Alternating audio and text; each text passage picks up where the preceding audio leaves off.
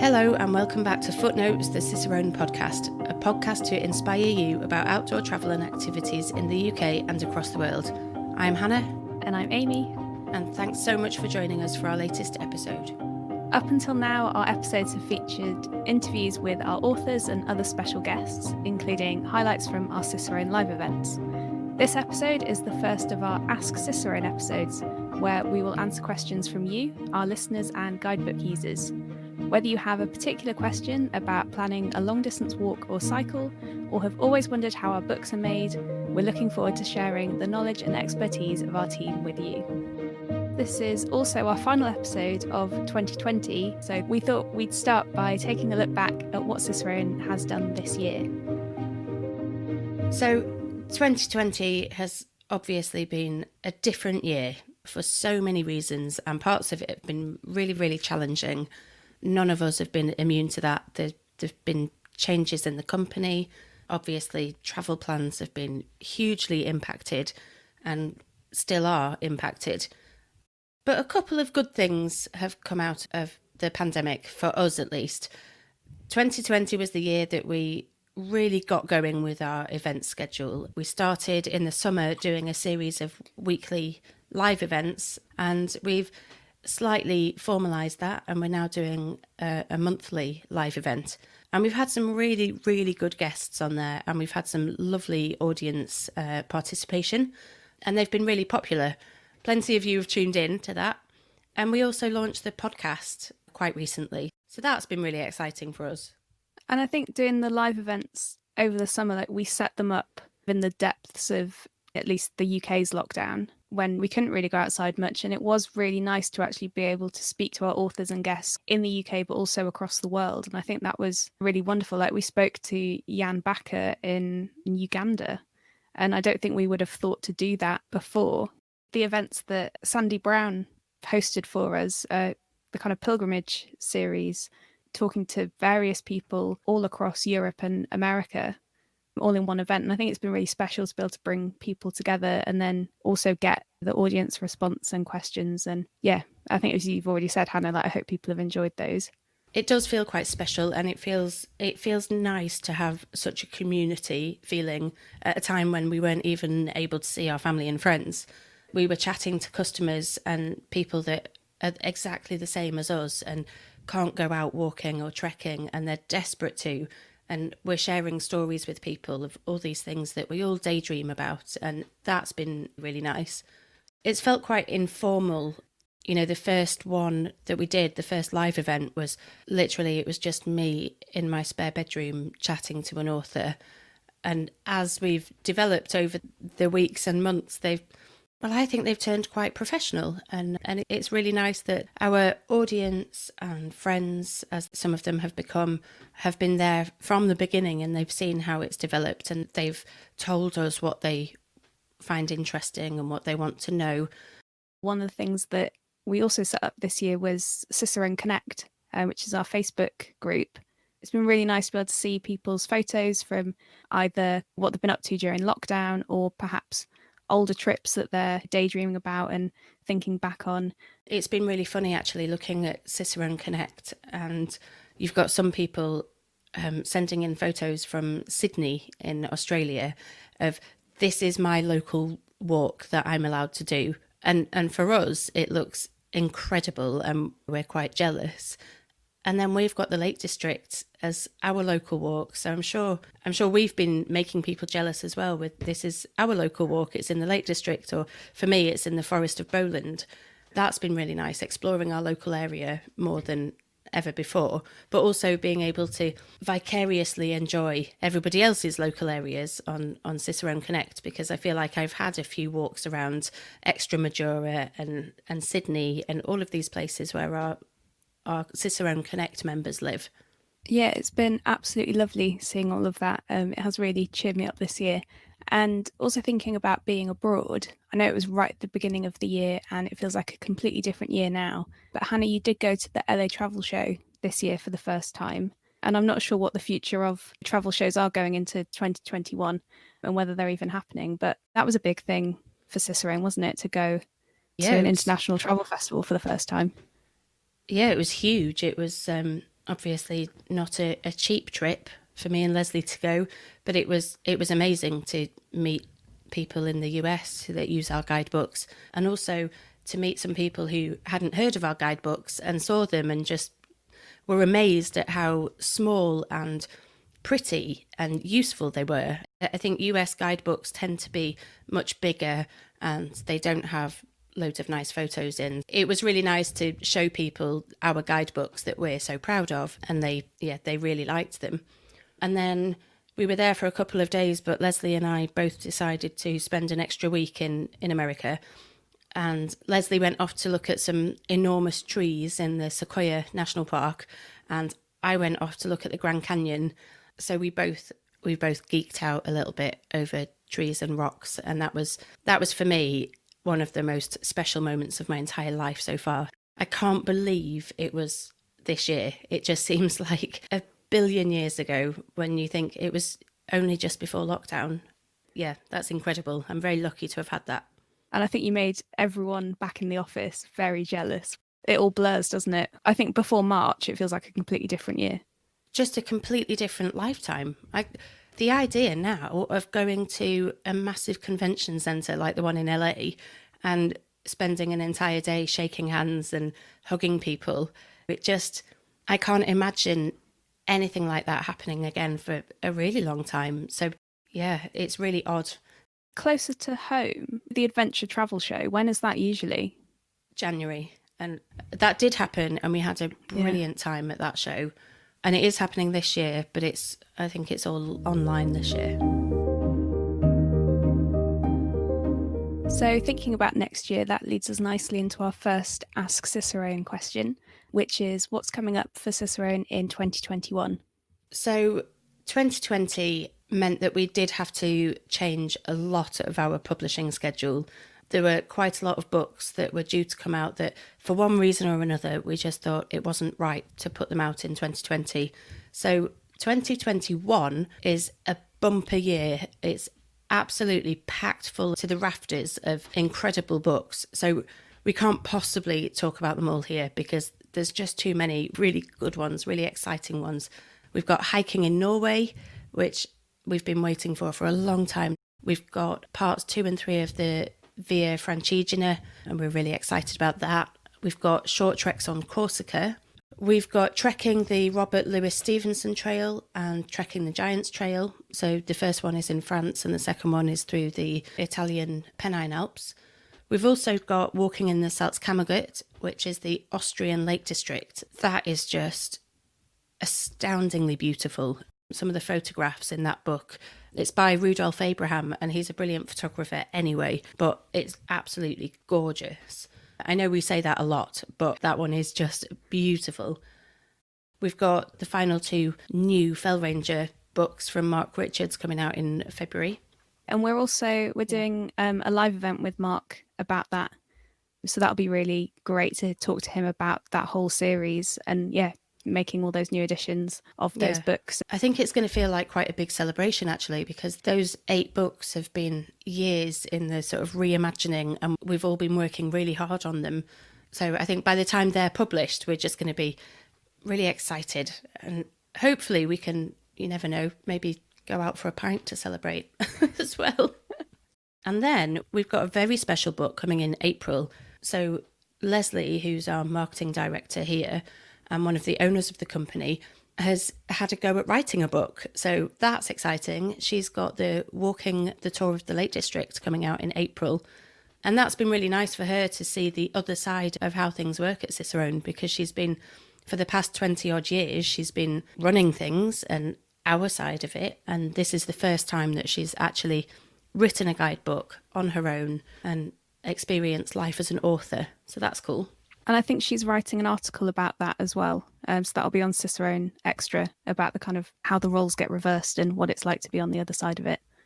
Staying in the Lake District, we've also got 2 books to Scrambling in the Lake District by John Fleetwood.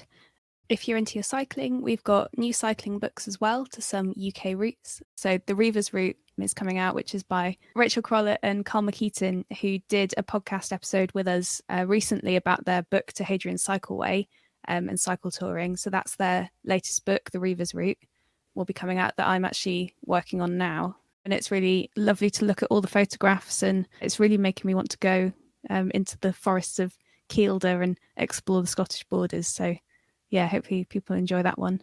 And then I just have to mention, even though I shouldn't, because actually it's not out until September, but we've got Cycling the Ruta Via de la Plata, which that's, again, a really exciting book that we've been asked for years and years. So yeah, there's loads. It's going to be a really good year for guidebooks, hopefully, as long as we're allowed out to actually go and do some of them. Yeah, I have to say, looking at the schedule, I did think, oh, there's a lot going on next year and we'd better get cracking, really. But yeah, no, it's really exciting. And the guidebooks just keep getting better and better. When you look through some of the really old guidebooks now, it's not their fault, but they couldn't have as many big, bright, colourful pictures in.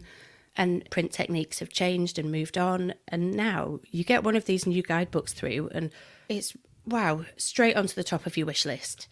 And then, some months next year, we've got 5 coming out in 1 month. So I think, yeah, in at least one way, we're going to make you very happy. Definitely. We have got all these books coming out, but we're also going to be doing more podcast episodes, more live events.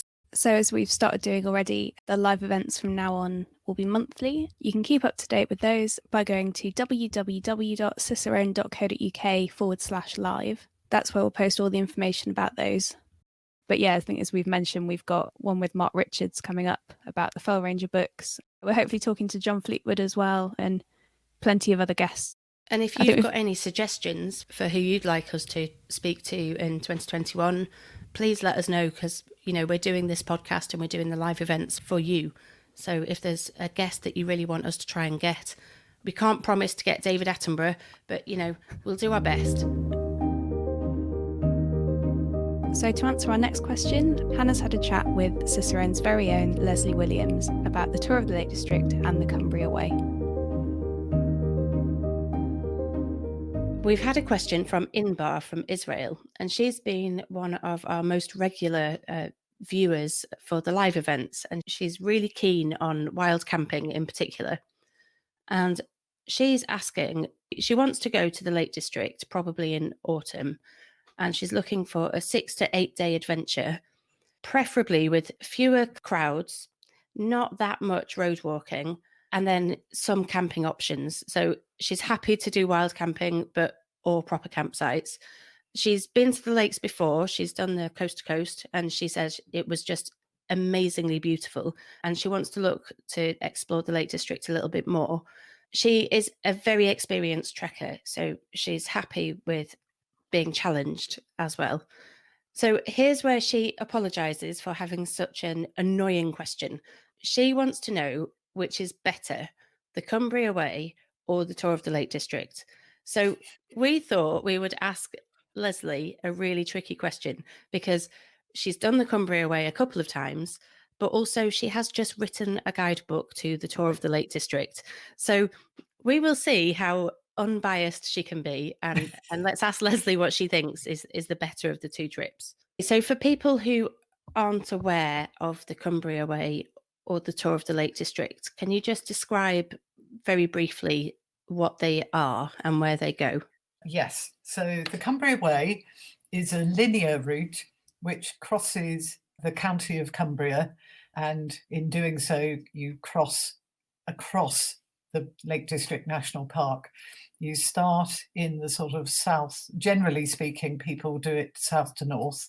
You start in Ulverston, which is on the sort of southwest coast of Cumbria, and the first day moves around to Coniston and into the Coniston Fells, or below the Coniston Fells, then through to Great Langdale, then over to Borrowdale and Rosthwaite, on to Keswick, then up into the northern fells above Keswick, and then finally to Carlisle, which is a much flatter sort of farmland and riverside stage. By contrast, the Tour of the Lake District is a tour, so it's a roughly circular route, although if you look at the line of the route, it's not exactly a circle. It's more a sort of squashed star. The route is described starting in and finishing in Ambleside. There's a prologue where you can get off the train in Windermere and do a sort of short 2 or 3 hour walk to Ambleside. And then the route on the tour of the Lake District goes from Ambleside to Coniston. Then you have 2 options, a high or a lower level route from Coniston over to the Duddon Valley and then over to Eskdale. A further stage over to Wasdale, head either via Scarfell Pike or a lower level route. Further stage over to Buttermere, either via Great Gable or a lower level route. The lower level routes in each case are still 500 or 600 metres. Another stage to Keswick, then back round to Rothwaite, then to Grasmere, then to Patterdale, and then back to Ambleside finally. That's quite a lot of highlights. It sounds like it's... Do you want me to do an abbreviated version? No, it just sounds like the Tour of the Lake District is just highlight after highlight. It is a bit, yeah. It's not a bad thing at all. Yes, it is. And actually, when we finally did the entire thing in a sort of 9-day entire trek, it did feel that way. And actually, Jonathan, who was with me, thought that his favourite day was one that he'd not really done particularly before. And it happened to be the wettest day recorded ever in England. and he still enjoyed it, and he still said it was good. We couldn't see a thing. That's bad luck that Jonathan gets a day out of the office and it's the wettest recorded thing ever. Well, he got 9 days out of the office while we did the whole thing. They're both great trips, but they are quite different in nature. So the Cumbria Way will take fractionally less time and is generally slightly lower. You have options to go up into the high fells, but generally there are only a couple of points where you go more than about 500 or 600 metres, something like that. Whereas the Tour of the Lake District is a slightly longer route, and even the low-level options will tend to take you to about 500 or 600 metres each day as you move around in a sort of vaguely circular direction around the Lake District, visiting different valleys and over passes to link one valley with another. So how long does the Tour of the Lake District take? You could probably, if you were very fit, do the whole thing in about 7 days.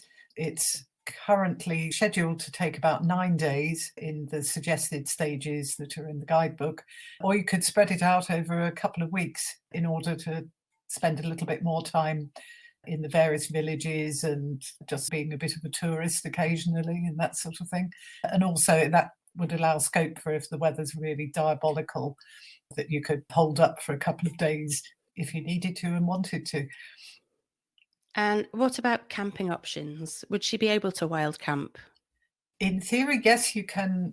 You are allowed to wild camp in the Lake District. You do need to obviously observe the sort of general guidelines, which is to only start camping quite late in the afternoon, evening, and leave first thing in the morning, and camp discreetly and leave no trace at all. But it is allowed as long as you follow those sort of general guidelines. There are additional guidelines that can be found in the National Park website. But there are also plenty of campsites dotted around the Lake District, and those can be options too. And how much road walking is there on both of the routes? I'm trying to remember. There is very little on either of those routes. Yeah, I can't think of any particular sections where there's very much road walking on either the Cumbria Way or the tour of the Lake District. There's a small section on the tour of the Lake District up the side of Wastwater on the road that leads to Wasdale Head.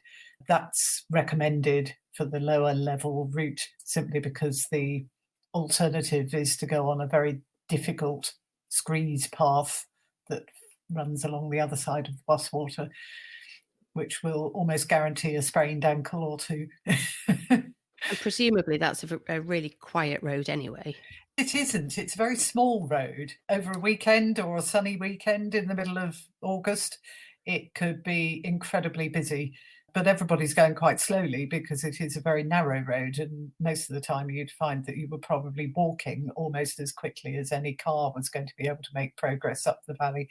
It's that bad. But other times of year, it's pretty quiet, yeah. And the views are great, so it's not a problem. And what would you say to Inbar about the crowds in the Lake District? It's going to be busy in the height of the summer.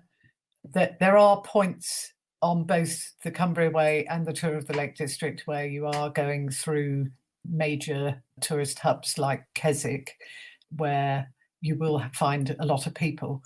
But out on the fells, generally speaking, everybody's quite well spread apart. It never actually feels desperately crowded. Perhaps the exceptions would be if you had chosen to go over some of the main fells, Scarfell Pike or Helvellyn or somewhere like that are incredibly popular on any day of the year.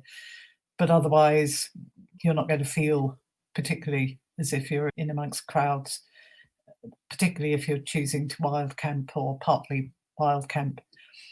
So assessing them on difficulty then, how would you say they compare? Which one's more difficult?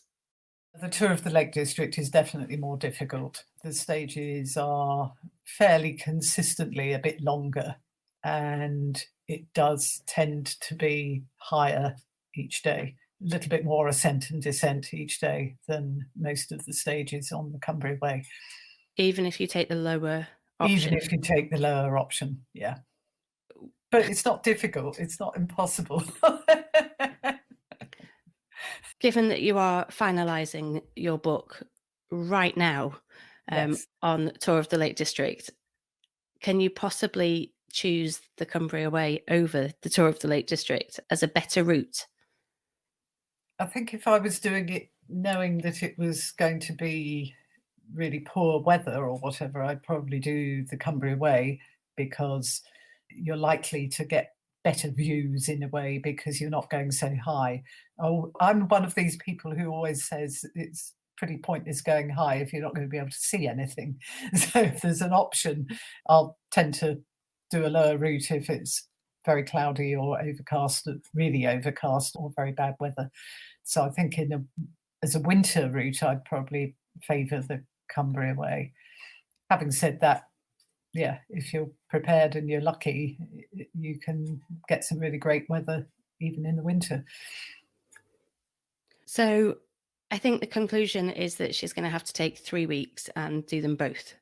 Yeah, I think that's probably... I think it was a bit unfair of us to ask you in the first place, but you did seem like I think if you genuinely want to see more of the Lake District, then the Tour of the Lake District is the best option, because you're spending 9 days actually within the mountain region, whereas the Cumbria Way, you're actually only spending about 4 or 5 days in a linear direction. Okay. Yeah. I think that's hopefully that's helped Inbar. That seems like a very thorough answer, and yeah, enjoy trying to choose between those two. And finally, Lesley, when will your book be actually available to purchase? It'll be available. It's actually going to be published in the middle of April, but it'll be available for pre-order from mid-January. So we better let you get on with it then. Which sounds rather soon. Well, thank you for taking time out of checking your galley proofs to answer our question. It's a pleasure. That was Hannah talking to Lesley Williams about her upcoming guidebook, The Tour of the Lake District, and also the Cumbria Way. The Cicerone Guidebook to the Cumbria Way is by John Gillam and is available on the Cicerone website. So that's about all we've got time for with the Ask Cicerone, but thank you so much to everybody for sending in your questions. If you've got any more, please do send them with Ask Cicerone in the subject of an email or a tweet or a message. You can email live@cicerone.co.uk or contact us through social media. If you've got anything that you want to ask us about our publishing process or maybe where our authors' favourite places are, just please do get in touch. It's been really nice to hear from you. So thank you for listening to our first Ask Cicerone episode of Footnotes, the Cicerone podcast. As ever, you can let us know what you think by leaving reviews on your podcast platform or emailing us live@cicerone.co.uk. We'd love to hear from you. Visit www.cicerone.co.uk to find over 1,000 articles, sign up to our newsletter, or buy one of our guidebooks. You can subscribe to the podcast on Spotify, Apple Podcasts, or Google Podcasts, or your favourite podcast provider. We'll be back in a couple of weeks after the festive season. We hope you have a really good Christmas and New Year. In the meantime, search for @Cicerone Press on Facebook, Twitter, and Instagram, or join our Facebook community group, Cicerone Connect, to connect with other outdoor enthusiasts. Thanks so much for joining us. We'll see you soon.